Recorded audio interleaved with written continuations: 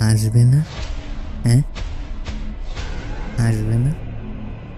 ঠিক পর মুহূর্তে একটা শীতল নখের আঁচড় আমার ঘাড় বেয়ে উঠে এলো। চেনা ছোঁয়া। থানার দরজা খুলে রাস্তায় নেমে এলো। চারিদিকে নিঃশব্দতা ছড়িয়ে আছে মৃত্যুর মতো। কেউ কোথাও নেই, শুধু রয়েছে মাথার উপর নিকষ কালো আকাশ।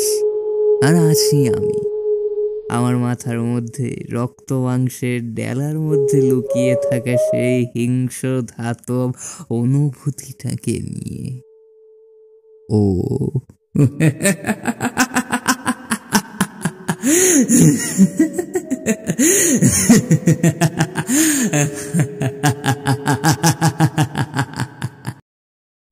যেখানে ভয়, রহস্য, প্রেম সব ধরনের গল্প রয়েছে, শুধুমাত্র গল্প শুনে। গল্প শুনের আজকের গল্প অভিক সরকারের লেখা ও যখন ডাকে। তাহলে চলো শোনা নেওয়া যাক। ব্যাপারটা সচরাচর এইভাবেই আরম্ভ হয়। প্রথম শুরুটা হয় মাথার ভেতরে কারোর একটা হেঁটে চলে বেরবার অনুভূতি দিয়ে। মনে হয় কে যেন শীতল ধাতব পায়ে খুলির উপরে হাঁটছে। ওঠানো আবার শুরু হয় অবশ্য ঘাড়ের কাছ থেকে। তারপর দুখানা ছোট ছোট পা মাথার এদিক থেকে ওদিক চলে ফেরে বেড়াতে থাকে। অস্বস্তিটা বাড়তে বাড়তে অসহ্য হলে আমি মাথার চুলগুলো আঁকড়ে ধরে ঝাঁকাতে থাকি। ভাবি এই বুঝি ধরতে পারবো ওকে, কিন্তু না না না না না না না না না না না না, ও খুব চালাক। আর সেই রকম ধূর্তর গতিবিধি। অনায়াসে আমার মুঠির নাগাল এড়িয়েও নেমে আসে আমার ঘাড়ের কাছে। হ্যাঁ, আর কথা বলে, ফিস ফিস করে আমার কানের মধ্যে। ভাবছেন আমি মিথ্যে কথা বলছি?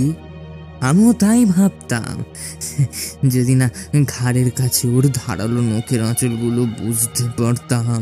প্রথমে মনে হয় বরফের ছোট ছোট ছুরির মতো আঙুল দিয়ে কে যেন আমার কানের পাশে চামড়াগুলো খিমচে নিচ্ছে।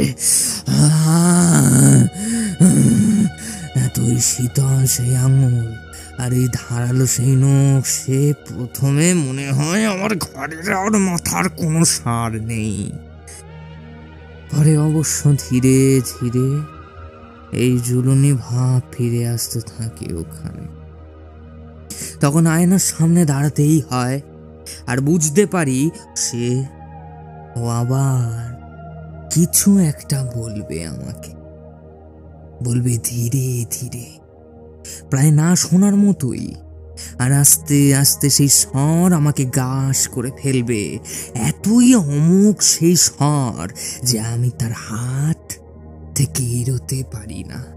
সে যেন আমার মাথার মধ্যে এক মসৃণ হিম শীতল জাল বুনে চলে। আর তখন আমি বুঝতে পারি সেই সময় এসেছে।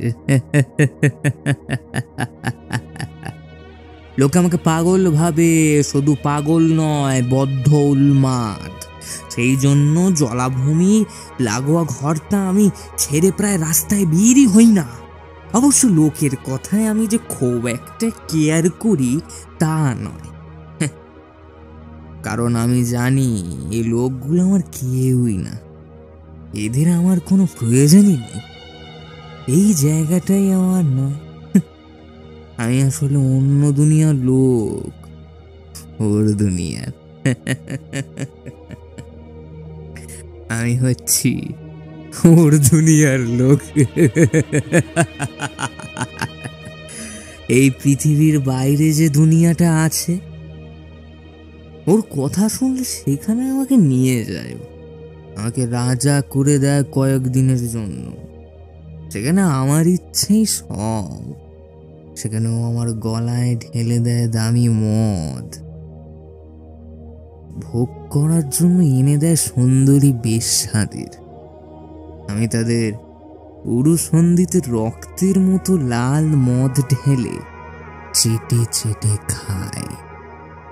তখন এই দুনিয়াটা ফালতু না, একদম জঘন্য। তখন মনে হয় এই নোংরা পৃথিবীতে যা যা করছি সব মিথ্যে, এমনকি খুন করাটাও।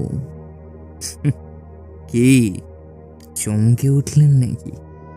হ্যাঁ হ্যাঁ হ্যাঁ, খুন। আমি খুন করি, ও আমাকে দিয়ে খুন করায়। ঘাড়ের কাছে ফিস ফিস করে ও আমাকে বলে সে ওর নাকি রক্ত চাই, আর তার বদলে তো বললাম। এমনটা নয় যে আমি স্বেচ্ছায় কাজটা করি। প্রথমে প্রবল আপত্তি জানাই, নিজের মাথার চুল ধরে ঝাঁকাতে থাকি। তারপর ধরার চেষ্টা করি ওকে, নিজের নখগুলো গেঁথে দিই চামড়ার ভিতরে, ফালা ফালা করে দিই নিজের গাল থেকে, ঝুল পিপে রক্ত নেমে আসে স্রোত হয়ে। কিন্তু না, আজ অব্দি নাগাল পাইনি ওর। ও আমার পাগলামি দেখে খিলখিল করে হাসে, আমি আমার মাথার ভেতরে সেই হাসি শুনতে পাই। আমার যখন ভাঙা আয়নাটার সামনে দাঁড়িয়ে হাঁপাইতে থাকি, হ্যাঁ, চোখের কোণায় রক্ত জমে আসে, তখন ও কথা বলতে শুরু করে। তারপর আমি শান্ত হয়ে যাই, একদম শান্ত। আমার মাথার ভেতর ওর কথাগুলো কোকেনের নেশার মতো ছড়িয়ে পড়ে। আমার কোনো উপায় থাকে না ওর কথা না শোনা ছাড়া। কথা মানে রক্তের কথা, খুন করার কথা। তাই বলে সব সময় যে ও আমাকে খুন করতে বলে তা না। ধরুন বেশ কয়েকদিন হয়তো ওর পাত্তা নেই, আমি বাইরে যাই, চলে ফিরে বেড়াই, রাস্তা কুড়িয়ে পাওয়া বেওয়ারিশ বেড়ালের বাচ্চা গলা টিপে মারি, স্মিথের দোকান থেকে শুকনো রুটি আর মুরগির স্যুপ কিনে খাই। ভাবি এইবার বোধ হয় ও আর আসবে না। আর ঠিক তখনই ও আসে। হ্যাঁ হ্যাঁ হ্যাঁ, ঠিক তখন। আর ব্যাপারটা সচরাচর ঠিক এইভাবে শুরু করে। ও আমাকে ডাকে, কানের কাছে ফিস ফিস করে বলে, একটা ভবঘুরে স্বর্গ রোদ দিয়ে হাঁটছে, পেটে মোটা, মাথায় টাক, ওর নাম মাইক, পরনে বাদামি সোয়েটার আর নীল রঙের কোট। সূর্য ডুবে যাবার ঠিক 10 মিনিট বাদে ওই জলাভূমির দিকে আসবে। ময়লার গাদা তার পাশে যে গাছটা আছে তার নিচে দাঁড়াবে। ঠিক 10 মিনিট কলার গাছটায়, ঠিক কলার গাছটায়। আর আমি আবার সেই বহুদিনের বিশ্বস্ত সঙ্গী 6 ইঞ্চির মাংস কাটার ছুরিটা নিয়ে বেরিয়ে পড়ি। মাথার মধ্যে টিক টিক করতে থাকে 10 মিনিট, 9 মিনিট, 8 মিনিট। আর ও আমার মাথার মধ্যে ফিস ফিসিয়ে বলে যেতে থাকে, গাছের আড়ালে যাও, এইবার ওকে কিছু হতে দাও, ঝাঁপিয়ে পড়ো। আমি জানি ওর কখনো ভুল হয় না, এই ডাক অমুক, অব্যর্থ। আমি জানি ও আমাকে কখনো বিপদে ফেলবে না, ফেলতে পারে না। ও আজ অব্দি আমাকে কোনোদিন বিপদে ফেলেনি, শুধু এবারেরটা ছাড়া। সেদিন আমার ঘরে বসে রাতের খাওয়া সারছি, এমন সময় হয়ে এলো। একটা মেয়ে এদিকে আসছে, তোমার সঙ্গে দেখা হবে বলে। কালো রঙের পোশাক, ভালো দেখতে, গাড়ি নিয়ে শহরে যাচ্ছিল। এই রাস্তাটা নিয়েছিল শর্টকাট হবে বলে। গাড়ির টায়ার ফেসে গেছে, তোমার সাহায্য চাইবে। ও আসছে। আমার শরীরটা টান টান হয়ে গেল। মাথার মধ্যে তখনও বলে চলেছে, তোমার সাহায্য চাইবে মেয়েটা, তুমি যাবে, ছুরিটা সাবধানে নিও, খুনটা কিন্তু ছুরি দিয়ে করবে না, গাড়িটা একটা রেঞ্জ আছে, ওটা দিয়ে। না না না না না না না না না না, আমি প্রতিবাদ করার চেষ্টা করলাম। এবার আমি পারবো না, আমি পারবো না, আমাকে ক্ষমা করো, আমি পারবো না, এবারটার মতো আমাকে ছেড়ে দাও, আমি পারবো না।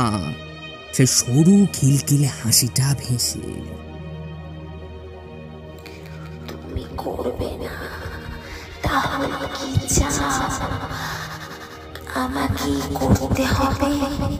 তুমি কি চাও আমি করি নাকি তোমাকে? না না না না না, করবো করবো, আমি করবো, যা বলবে তাই করবো। কি করবো বলো? আমার যে দরকার হয়, আমার যে খিদে ভাই, না খেলে দুর্বল হয়ে পড়বো না? আর আমি দুর্বল হয়ে পড়লে তোমার জন্য কে এনে দেবে মদ? কে তোমার বিছানায় এনে দেবে সুন্দরী মেয়েদের? তুমি কি চাও না? করছি করছি, সজোরে নিচের মাথা চেপে ধরে আমি, চুপ করো চুপ করো বলছি তো, আমি করছি করছি, আর বিরক্ত করো না, আমি করছি। ঠিক তখনই দরজায় ঠক ঠক আওয়াজ করে। বুঝলাম সে আসছে। একে মেয়েটাকে মার কাটের সুন্দর দেখতে, তার উপর এক মাথা সোনালি চুল। আমার আবার সোনালি চুল খুব পছন্দ, তাই রেঞ্জটা মাথার মারিনি। যদি রক্তের অমন সুন্দর চুল নষ্ট হয়ে যায় তাহলে কি হবে?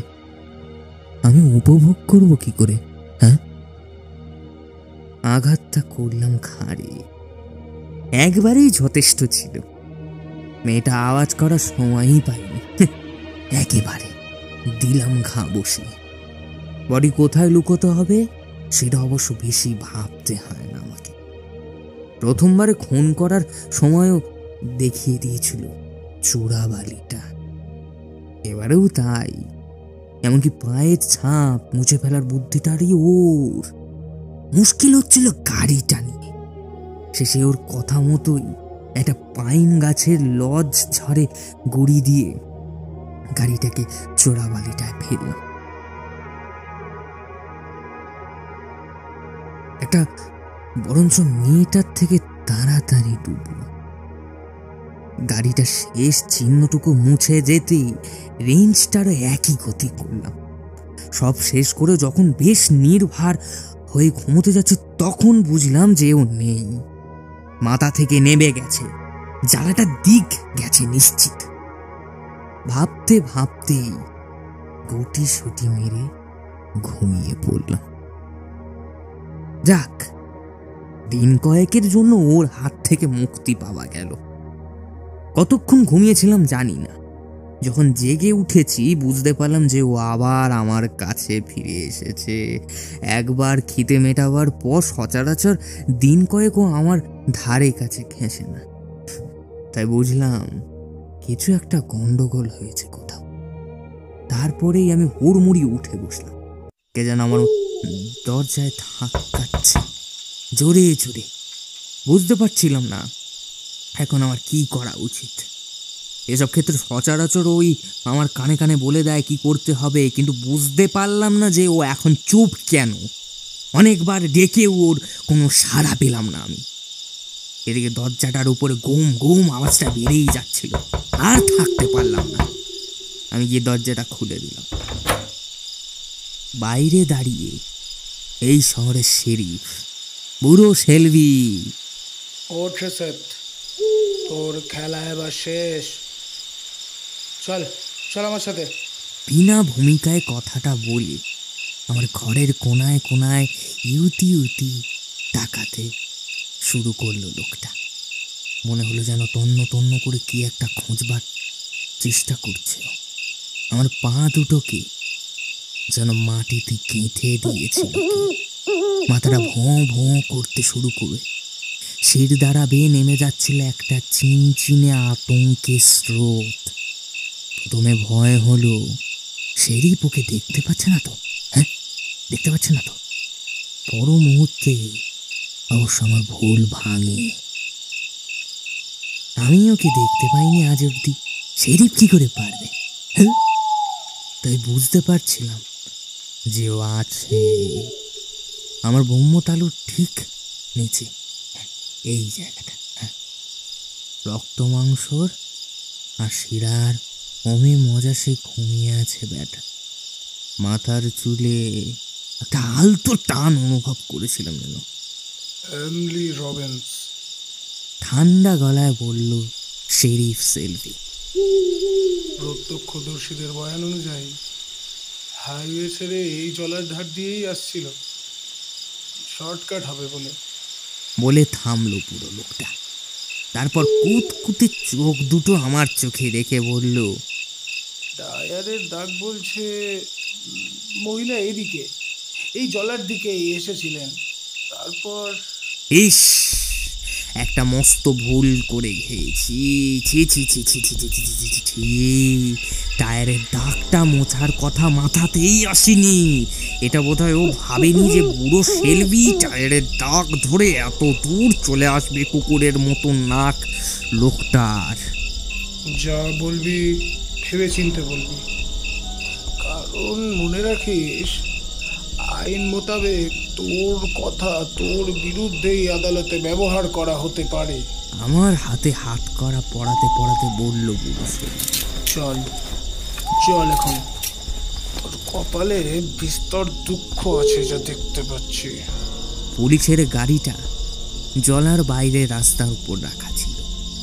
গাড়িটা যখন আমাকে নিয়ে যাচ্ছে দেখি রাস্তার পাশে লোকজন ভিড় করে আছে। তাদের চোখে যেটা দেখলাম সেটাকে ঘেন্না ছাড়া আর কিছু বলা যায় না।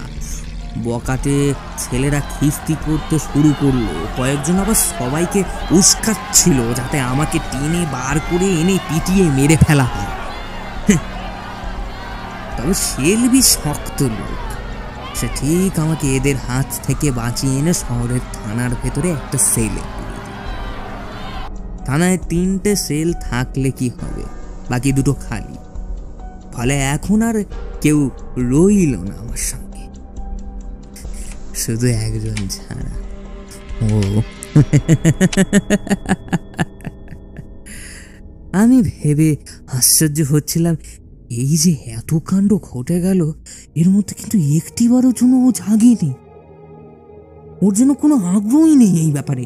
আমার মাথার ভেতরে রক্ত মাংস আর স্নায়ুর মধ্যে একটা ডেলার মতো শুয়েছিল, নির্জীব নিস্পন্দ। তখন সবে সকালটা শুরু হয়েছে, শেরিফ সেলভি আরো কয়েকজনকে নিয়ে বেরিয়ে গেল জেলার দিকে। বোঝাই যাচ্ছিল যে ওরা জলাটা তন্ন তন্ন করে খুঁজে দেখবে।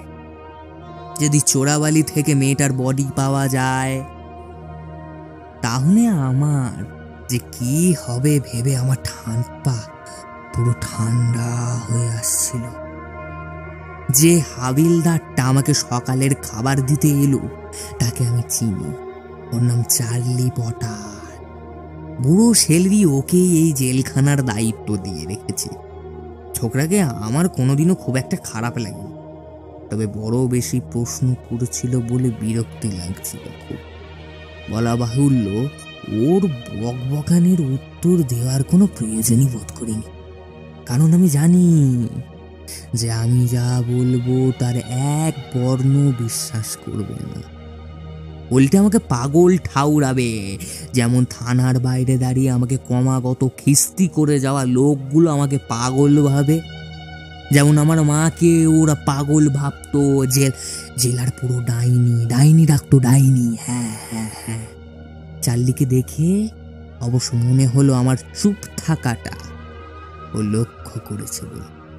ও বলেই যেতে থাকলো শেরিফ শেলবির মতো হচ্ছে এমিলি রবিনসনের কেসটা সঙ্গে আরো বেশ কিছু লোকের উধাও হওয়ার একটা শোক সূত্র আছে।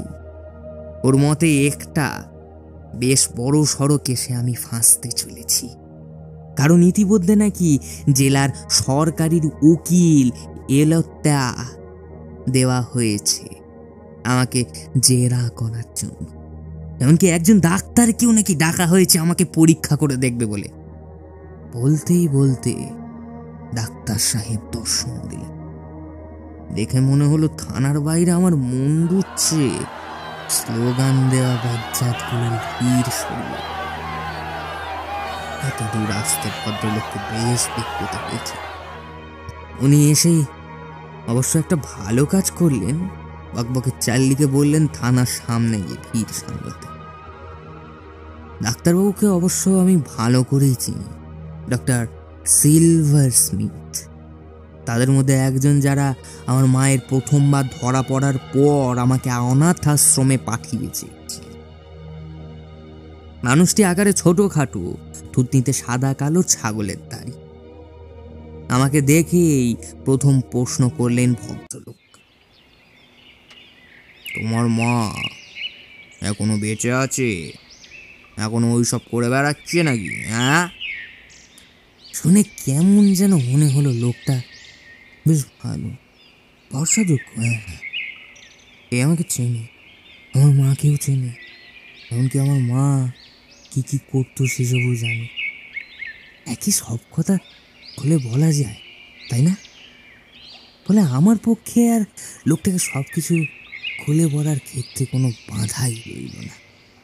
সব কিছু বেশ গুছিয়ে বললাম ছাগলদারিটাকে। আমার কথা, আমার মায়ের কথা, মায়ের ওই টুকটাক জুড়িবুটি এই সবগুলোর কথা, মায়ের বিছানার নিচে রাখা ছেঁড়া খোড়া বইগুলোর কথা, তাকের উপর রাখা শিশি বোতলগুলোর কথা, এমনকি অমাবস্যার রাতে মাঝে আমাদের কুড়ে ঘরটা ছেড়ে জলার পাশে জঙ্গলটায় যেত আর সেখান থেকে অদ্ভুত সব সুরেলা আওয়াজ ভেসে আসত, সেসব কথাও খুলে বললাম ডাক্তারটাকে। অবশ্য এত কিছু বলবার দরকার ছিল না।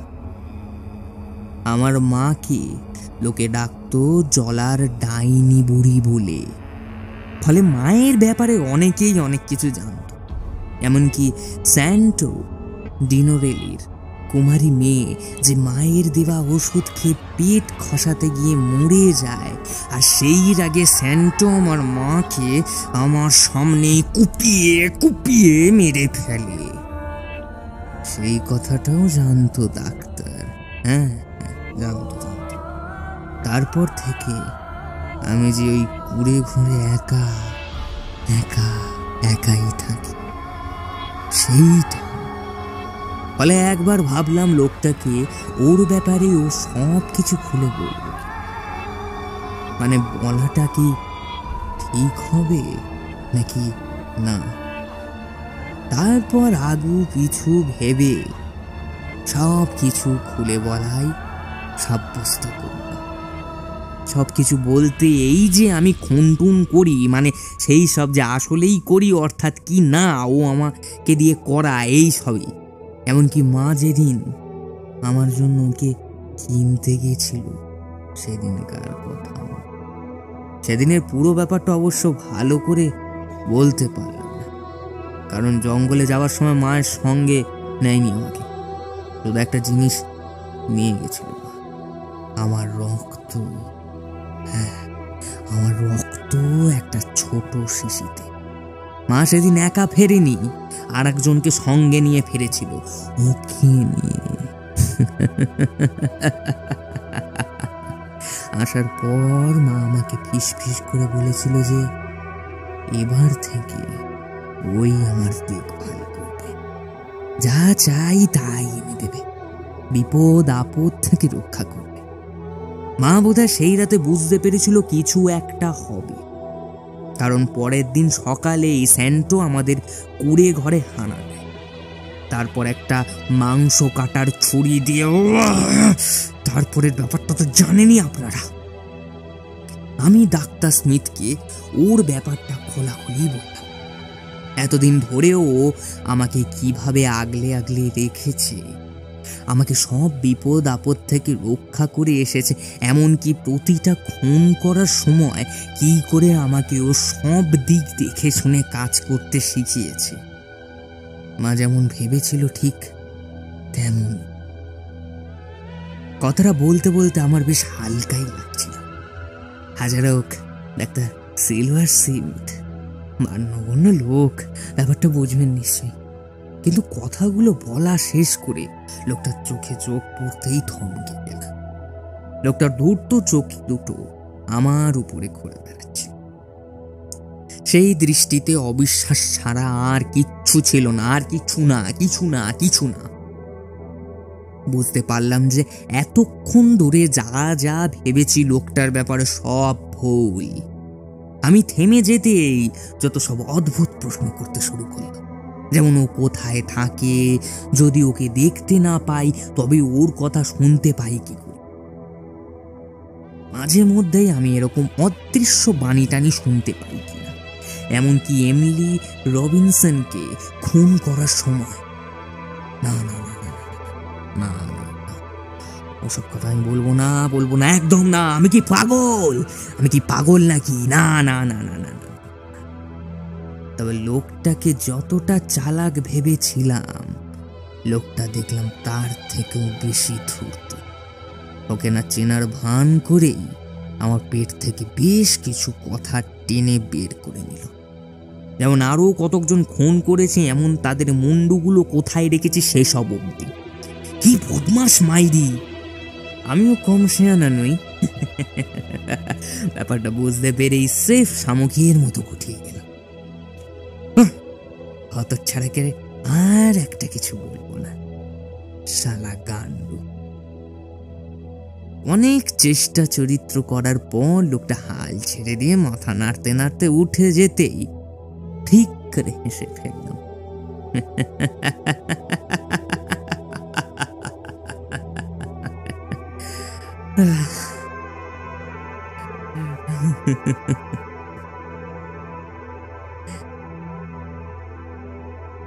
বেশ জেদ হয়েছে বেটার ছেলে। ওর সব জানা যায় তাই না? হ্যাঁ, আমার ব্যাপারে, আমার মায়ের ব্যাপারে, ওর ব্যাপারে। চল ফট বোকাচোদা কোথাকার। কি রেবে তুই গান্ডু শালা সোর বাচ্চা। এরপরে আমার বিশেষ কিছু করবার নেই। দেখে একটা টেনে নিয়ে লম্বা ঘুম দিল। ঘুম যখন ভাঙলো তখন বেশ বেলা গড়িয়ে গেছে। আমি যখন আলমোড়া ভেঙে উঠেই দেখি আমার সামনে একটা লোক দাঁড়িয়ে। এটা আবার ডাক্তারের মতো বাট খুলল। বেশ লম্বা চওড়া মোটা সোটা লোক, মুখে একটা গ্যাল গ্যালে হাসি লেগে আছে। অসময় ঘুম ভাঙিয়ে দিলাম নাকি? মিষ্টি করে বলল লোকটা। আমি চট করে একবার মাথার উপর হাত বলে নিলাম। ও আবার এই ফাঁকে কোথাও চলে টলে যায়নি তো? না, ওখানেই আছে যেখানে ছিল, গভীর ঘুমে আচ্ছন্ন। আরে অত চমকাবার মতো কিছু হয়নি। আমাকে তোমার বন্ধুই ভাবতে পারো ভায়া, বুঝলে? ডাক্তারটা পাঠালো নাকি তোমার? হ্যাঁ, স্বনিগ্ধ স্বরে প্রশ্ন করলাম আমি। আরে ধুর, মাছি তারাবার ভঙ্গিতে প্রশ্নটা উড়িয়ে দিল লোকটা। আমার নাম ক্যাসিডি, এডউইন ক্যাসিডি। আমি হলাম গিয়ে এ জেলার সরকারি উকিল, বুঝলে কি না? বলি বসতে টসতে বলবে না? হ্যাঁ, এটা আমার বাড়ি না যে অতিথিকে বসতে বল। নীরস কণ্ঠে বললাম আমি। সে তো বটেই। তবে তোমার বাড়ি যাবার ব্যবস্থা করতেই এসেছি ভাইয়া। বলতে বলতে চাবি দিয়ে সেলের দরজা খুলে ভেতরে চলে এলো লোকটা, বসলো আমার পাশেই বেশ চুপ করে। ভয় লাগছে না তোমার? প্রশ্ন করলাম আমি। মানে আমি খুন টুন করেছি কিনা তাই বললাম। আরে ধুর পাগল, কিসের ভয়? হ্যাঁ, বলতে বলতে বেশ স্নেহের সঙ্গে আমার কাঁধে নিজের ভারী হাতটা রাখলো লোকটা। খেয়াল করলাম যে লোকটার হাতে বেশ বড় সড়ো একটা হীরের আংটি। রোদ্দুরের আলো সে হীরের উপর ঝিঁকিয়ে উঠে মেঝেতে চিত্র বিচিত্র নকশা তুলছিল। তারপর শ্বেত, তোমারও কেমন আছে? হ্যাঁ? আমি লাফিয়ে উঠলাম। মানে এ কি করে জানলো ওর কথা? কি করে জানলো? হ্যাঁ, কি করে জানলো? কি করে জানলো? আহা, লোকটা প্রায় হা হা করে উঠল। অমন চমকে ওঠার মতো কিছু হয়নি ভায়া। বোকা ডাক্তারটার সঙ্গে রাস্তার মোড়ে দেখা হয়েছিল কিনা সেই জানালা আমাকে ওর কথা। তো ব্যাটা বেকুবের হত, আমি তো শোনা মাত্র বুঝে গেছি কেসটা কি। আর ব্যাটার মাথায় নির্ঘাত গোবর পোড়া, ব্যাপারটা ধরতেই পারিনি। এই বলে লোকটা ভুঁড়ি দুলিয়ে দুলিয়ে খ্যা খ্যা করে হাসতে লাগলো।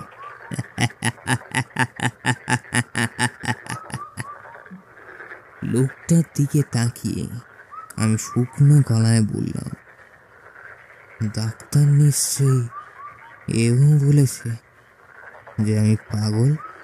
হ্যাঁ, ডাক্তারকে দোষ দিয়ে লাভ নেই ভাইয়া। প্রথম প্রথম আমি নিজেও বিশ্বাস করিনি, তবে আমি এখন জলার ধার থেকে আসছি কিনা সচক্ষে দেখে এলাম চোরাবালি থেকে এমিলি রবিন্সের বডি টেনে তোলা হচ্ছে। এমনকি শেরিফ তো ওই জেলার।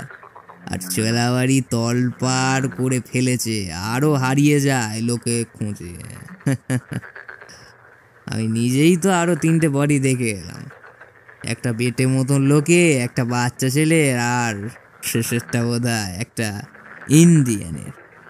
চোরাবালির মধ্যে থাকলে বডি পৌঁছে যায় না, জানোই তো। আমি স্থিরভাবে লোকটার হাসি মুখের দিকে তাকিয়ে রইল। না, তো ডাক্তারটার মতো আমাকে পাগল ভাবছে না তো। আরো কাছে ঘনি হলো লোকটা। ওদের সঙ্গে বাজি ধরেছি বুঝলে ভাইয়া, যে চোরাবালিটা ভালোভাবে খুঁজে দেখলে আরো বেশ কিছু বডি পাওয়া যাবে। কি ঠিক বলিনি? হ্যাঁ? মাথা নাড়লাম। পাওয়া যে যাবে তাতে আর সন্দেহ কি? একদম। আর যেই না সেটা বুঝেছি, অমনি টক করে মাথায় খেলে গেছে যে তার মানে তোমার ওর ব্যাপারটা সত্যি। ওই তোমাকে দিয়ে সব করিয়েছে, ঠিক কিনা? হ্যাঁ, কি বলো? ছোট করে জবাব দিলাম আমি। বেশ বেশ বেশ বেশ বেশ। উত্তেজনায় হাত খসলো লোকটা। আজ অব্দি ঠিক তোমাকে দিয়ে ঠিক কটা খুন করিয়েছে তোমার ওই ও? 9টা, নির্জীব স্বরে বললাম আমি। আর সব কটাকেই ওই চোরাবালির মধ্যে পাওয়া যাবে, তাই তো? হ্যাঁ, সবার নাম বলতে পারবে? দূর, তাই হয় নাকি? ওকে আমার নাম বলে দিয়ে খুন করতে বলতো নাকি? এই ধরো বলে দিল কেমন দেখতে, বা কোথায় আছে, বা কি করছে, এইসব। নামটা আমি কি করে জানবো? লোকটার চোখে মুখে উত্তেজনা ফেটে পড়ল। তুমি বড় কাজের লোক ভায়া, বড়ই কাজের লোক। তোমার সঙ্গে আমার একটা কথা আছে বুঝলে। তার আগে একটা কথা বলো, সরকারি উকিল বলতে কি বোঝায় জানো তো? হ্যাঁ, ওই যে কালো কোট পরে আদালতে দাঁড়িয়ে সওয়াল জবাব করে। নিষ্প্রিয় স্বরে জবাব দিলাম আমি। সাবাস, এবার বলো তো বাপু, তুমি কি চাও? যে তোমাকে ভরা কোর্টরুমে কাঠগড়ায় দাঁড় করিয়ে সওয়াল জবাব করা হোক নাকি? হ্যাঁ?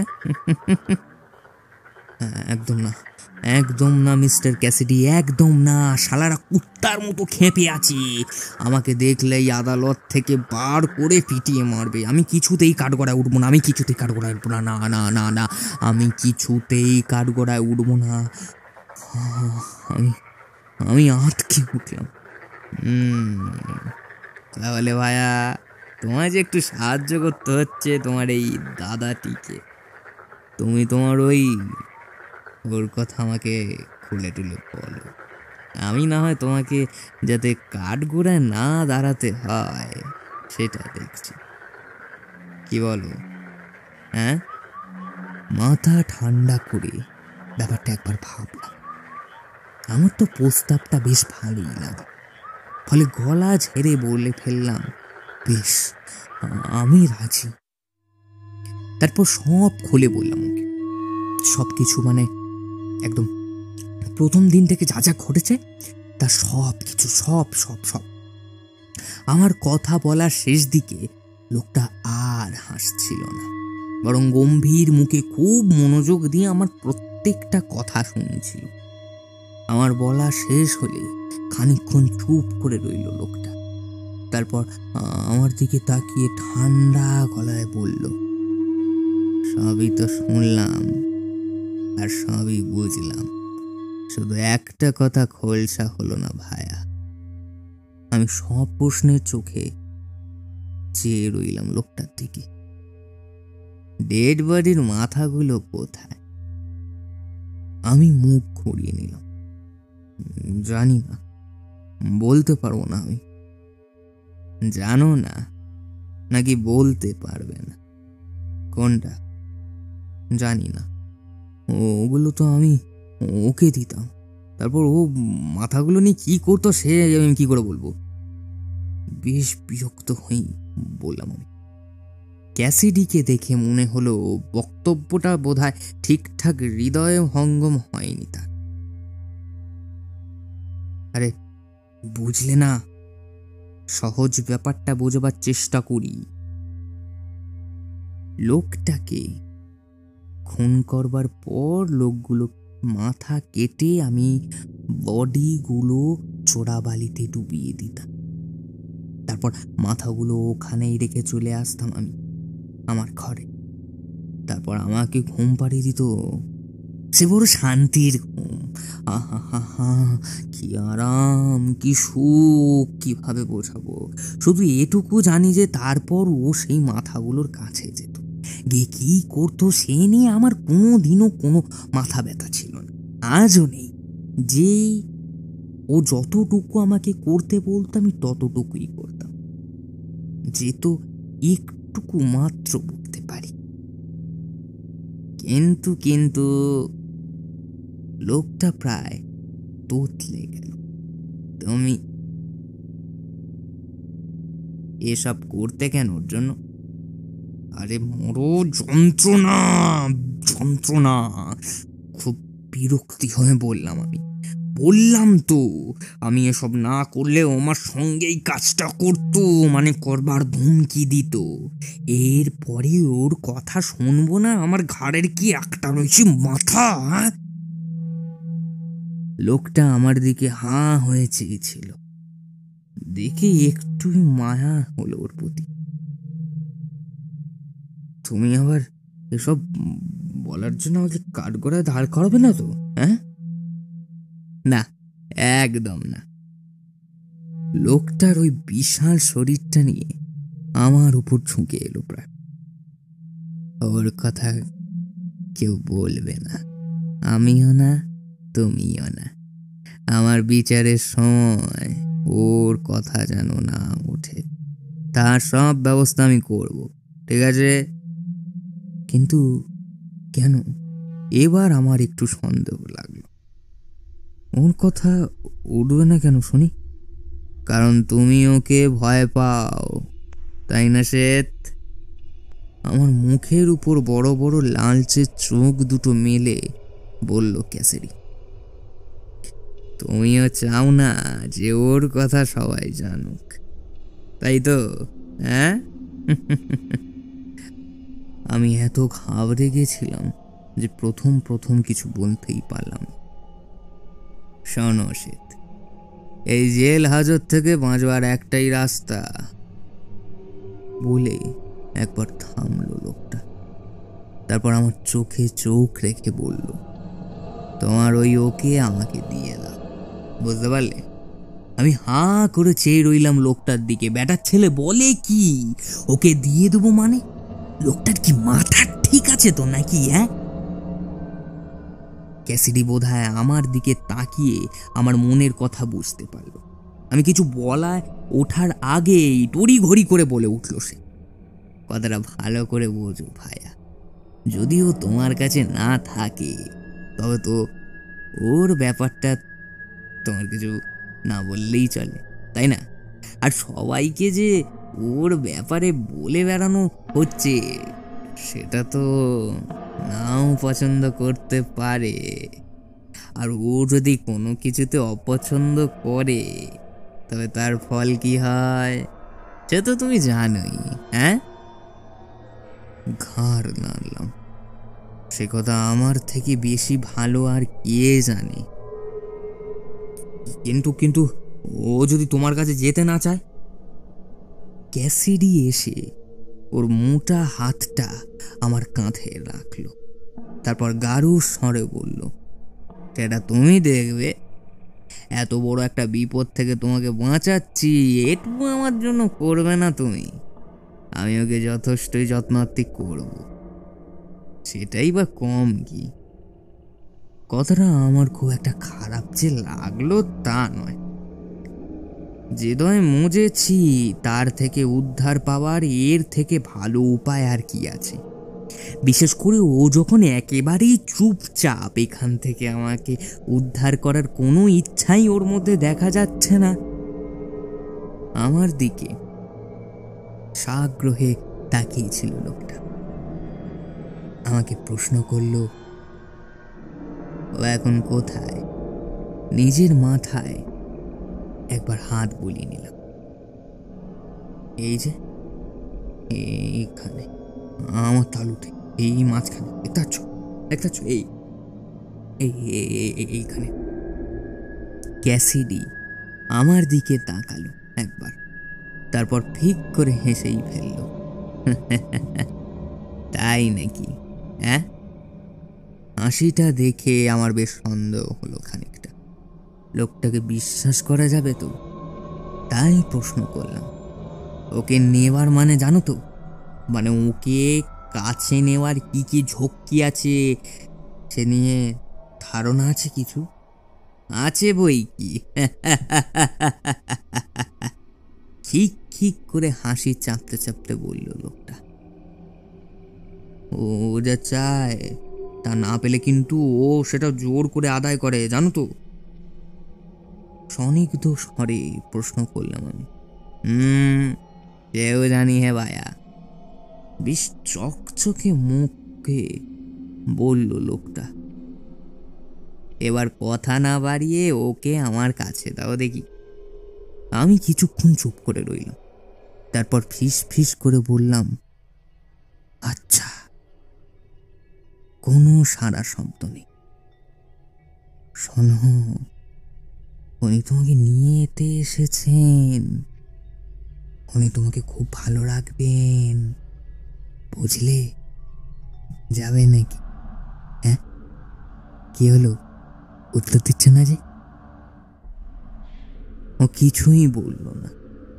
আমি তাকিয়ে দেখলাম ক্যাসিডি আমার সামনে মোটা ব্যাঙের মতো থেবড়ে বসে চোখের কোণ দিয়ে বিচ্ছিরিভাবে হাসছে। আমি আবার নিজের ভেতরে মনোযোগ দিলাম, আলতো আদর করে বললাম, যাও যাও যাও যাও, উনি তোমাকে চাইছেন। বুঝছো না কেন? যাও, উনি তোমার ভালো রাখবেন, খেয়াল রাখবেন, তোমাকে অনেক ভালোবাসবে। ও চলে গেল। ব্যাপারটা বুঝতে একটু সময় লাগলো আমার, কিন্তু যখন বুঝলাম যে মাথাটা খালি খালি লাগছে, নিশ্চিত হলাম ও গেছে। ও গেছে গেছে গেছে গেছে আমার ঘাড় থেকে পুরোপুরি ভাবে বিদায় হয়েছে বেটা। কথা নেই, বার্তা নেই। ক্যাসিডি হঠাৎ করে উঠে দাঁড়ালো। আমি সাগ্রহের স্বরে জিজ্ঞাসা করলাম, গেছে? ও তোমার কাছে গেছে? বুঝতে পারছো কিছু? ক্যাসিডি কেমন যেন অদ্ভুত ভাবে তাকালো আমার দিকে, তারপর বলল, হ্যাঁ ও এসেছে। ইয়েস ইয়েস ইয়েস, মাথার ভেতরটা, হ্যাঁ হ্যাঁ হ্যাঁ, এইখানে এসছে এসছে এসছে। ওকে অন্য কারোর ঘাড়ে বিদেয় করেছি ভেবে যে বেশ উৎফুল্ল লাগছিল, সে কথা অস্বীকার করব না। গদ গদ স্বরে বললাম, ওর কিন্তু ভালো যত্ন টত্ন নিও বুঝলে, নইলে কিন্তু ও জানোই তো। হ্যাঁ, কথাটা ক্যাসিডির কানে গেল কিনা বুঝতে পারলাম না, কারণ তখন ও লম্বা লম্বা পায়ে থানার দরজা পেরিয়ে চলে যাচ্ছিল, দৌড়াচ্ছিল বললেই চলে। আমি অবশ্য সেদিকে বেশিক্ষণ তাকিয়ে থাকতে পারিনি। ওকে ঘাড় থেকে নামিয়ে দেওয়ার পর মাথাটা হালকা হালকা লাগছিল কিনা, তাই এবার আমি একটা জমাটি ঘুম দিলাম সেলের মেঝেতে শুয়ে। ঘুমটা ভাঙলো রাতের দিক। সেলের দরজায় জোরদার ধাক্কা শুনে জেগে উঠে দেখি আমার সুহদ শ্রীমান চার্লি পটার আমার জন্য রাতের খাবার এনেছে। আমি উঠে বসতেই প্রায় লাফিয়ে উঠল চার্লি। শোরের বাচ্চা, নরকের কুত্তা শালা, খিস্তি করতে লাগলো চার্লি। 9খানা ডেড বডি তুলেছে ওরা চোরাবালি থেকে, 9খানা। শয়তান, এতগুলো লোককে খুন করেছিস তুই, বোকা চোদা। চার্লি স্বরে ঘৃণার বদলে উপচে পড়ছে বিষ। আমি তো অবাক। বলার চেষ্টা করলাম, কি চার্লি, খিস্তি করছো কেন? তোমাকে তো আমার বন্ধু বলেই জানতাম।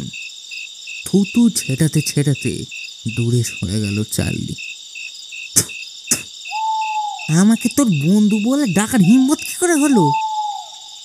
তোকে রাস্তার কুত্তার মতো পিটিয়ে মারা উচিত ছিল।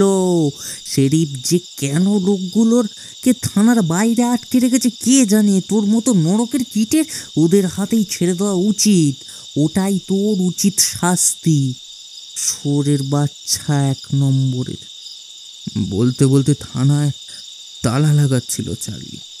বন্ধ হয়ে যাওয়ার দরজার ওপার থেকে ছিটকে আসছিল ওর উগড়ে যাওয়া কথাগুলো। থানার দরজাটা বন্ধ হয়ে গেলে অনুভব করলাম যে আমি একা। সারা জীবনে এই প্রথম, এমনকি ও নেই আমার সঙ্গে, ও নেই। মাথার একবার হাত বুলিয়ে দিলাম, কেউ কোথাও নেই, কিছু নেই, কোথাও কিছু নেই। জানলার বড়দের ফাঁক দিয়ে চাঁদের বিষণ্ণ আলো এসে পড়ছিল সেলের মেঝেতে। বাইরে রাত আরো গভীর হয়ে এসেছে। আমি স্থির তাকিয়েছিলাম মেঝের উপর, আলোর কাটাকুটি খেলা দেখার জন্য। ও চাঁদের আলো খুব পছন্দ করত। পূর্ণিমার রাতে যেন পাগল হয়ে যেত। তখন আমার মাথার ভেতরে ওর সেই উন্মত্ততা ফিস ফিস বিষের মতো খেলা করে বেড়াতো। কেমন আছে এখন ক্যাসিডির সঙ্গে জানি না। কতক্ষণ ওভাবে বসেছিল। আমার সারা শরীরে শিরায় উপশিরায় কেমন যেন একটা অলস ভোতা বিষাদ ছড়িয়ে পড়ছিল। আমার সার ফিরে এলো একটা শব্দে। কে একজন যেন থানার দরজা খুলছে। আমি উঠে দাঁড়ালাম। ওরা আসছে না তো? চার্লি লোকজন নিয়ে আসছে না তো আমাকে পিটিয়ে মেরে ফেলবে বলে? হ্যাঁ, আসছে না তো? না, চার্লি না। আবছায়ার মধ্যে বুঝলাম দুটো পায়ে কে যেন এসে আমার সেলের দরজাটা খুলল। ক্যাসিডি? ও ওকে নামাও, ওকে নামাও, ওকে নামাও মাথা থেকে, নাও নাও নামাও। স্তম্ভিত স্বরে বলল ক্যাসিডি। হ্যাঁ, এক্ষুনি ফিরিয়ে নাও ওকে, এক্ষুনি। আশ্চর্য হলাম আমি। এই তো এইমাত্র ওকে নিয়ে গেল লোকটা, এর মধ্যে হলো কি? কি হয়েছে? ওরম করছো কেন? নিয়ে যাও, নিয়ে যাও, নিয়ে যাও ওকে, হাঁপাতে হাঁপাতে বলল ক্যাসিডি। আমি চাই না, আমি চাই না, এক মুহূর্তের জন্যই চাই না, আমার দরকার নেই, তুমি নিয়ে নাও, তুমি নিয়ে নাও, তুমি তুমি তুমি। কেন? আমি তো বলেইছিলাম ও কেমন, কি করে, কি চায়? রক্ত চাইছে, রক্ত, বিস্ফারিত স্বরে বলল ক্যাসিডি। আমি শুনতে পাচ্ছি ওর কথা, আমার ঘাড় বেয়ে উঠে ও কি একটা যেন বলছে আমার কানে কানে। ভাল লাগছে না, তুমি ওকে নিয়ে নাও, নিয়ে নাও, নিয়ে নাও, নিয়ে নাও। আমি তো বলেইছিলাম তোমাকে, ঠান্ডা স্বরে বললাম আমি, বলেছিলাম যে ও কি চায়। ও চায়, ও যা চায় এবার তো ওকে সেটা দিতেই হবে তোমায়। না না না না না, আমি পারবো না, আমি পারবো না, আমি পারবো না, আমি কিছুতেই মানুষ খুন করতে পারবো না। ওকে নিয়ে যাও, দোহাই, পায়ে পড়ি তোমার, ওকে নিয়ে যাও, নিয়ে যাও, আমি তোমার পায়ে পড়ছি, প্লিজ ওকে ফিরিয়ে নাও। ঠিক আছে, যখন বলছো আমি নয় ফিরিয়ে নিচ্ছি। ডাকলাম ওকে, এসো। কোথায়? এসো তুমি, আমার কাছে এসো। শুনতে পাচ্ছ? একবার, দুবার, তিনবার আসবে না আমার কাছে? কোথায়? আসো, কাছে আসো। আরে আমি ভয়ে কিসের? কিন্তু ওর কোনো সাড়া পেলাম না।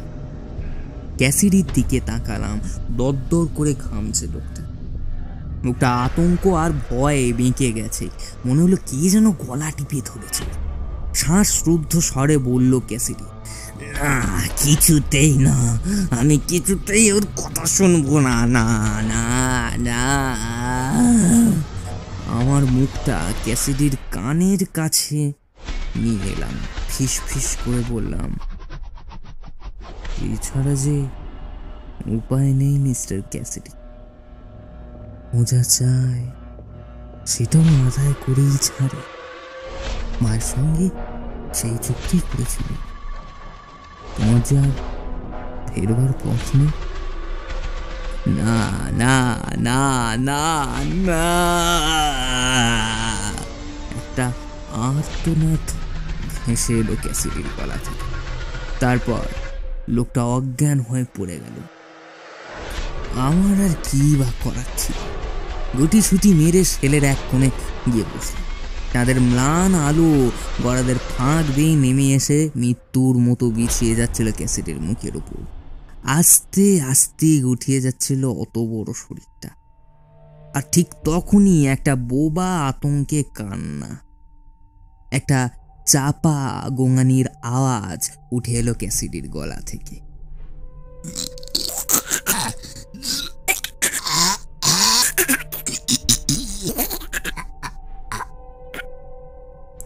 আমি জানি কি ঘটতে চলেছে।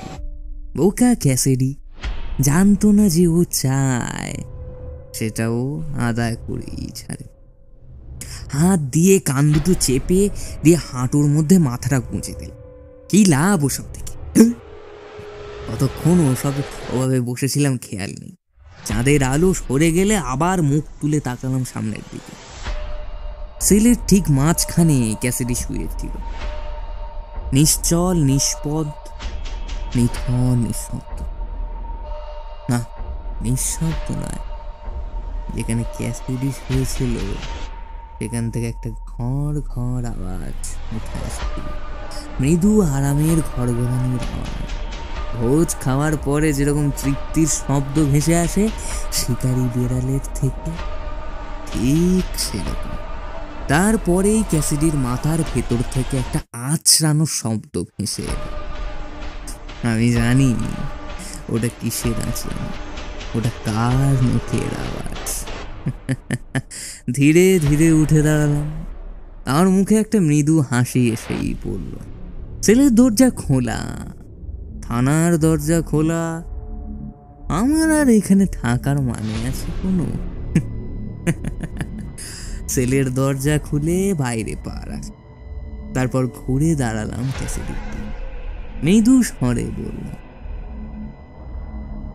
আসবে না? হ্যাঁ, আসবে না? ঠিক পর মুহূর্তে একটা শীতল নখের আঁচড় আমার ঘাড় বেয়ে উঠে এলো, চেনা ছোঁয়া। থানার দরজা খুলে রাস্তায় নেমে এলো। চারিদিকে নিঃশব্দতা ছড়িয়ে আছে মৃত্যুর মতো।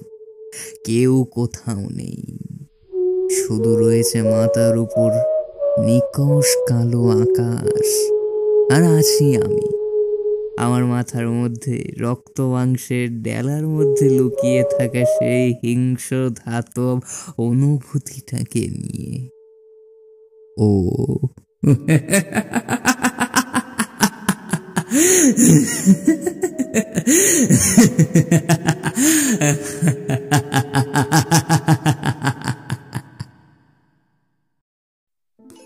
আজকের মতো গল্প এইখানে শেষ। তবে পরের সপ্তাহে আবার আসবো একটা নতুন গল্প নিয়ে। ততক্ষণ গল্পজনের অন্যান্য গল্পগুলি আপনারা মন দিয়ে শুনতে থাকুন। ভয়, থ্রিল, রহস্য সব কিছুই অনুভব করতে থাকুন। আর মনে করে চ্যানেলটিকে সাবস্ক্রাইব করে নোটিফিকেশন বেলটি অনে সেট করে রাখতে হবে, কারণ নতুন গল্প থেকে বঞ্চিত হয়ে যাবে। তাহলে আর ভয় পাবেন কি করে, আর থ্রিল ডিবা হবেন কি করে? তাহলে আজকের মতো চলুন, দেখা হবে পরের সপ্তাহ। না, শোনা হবে শুধুমাত্র গল্প।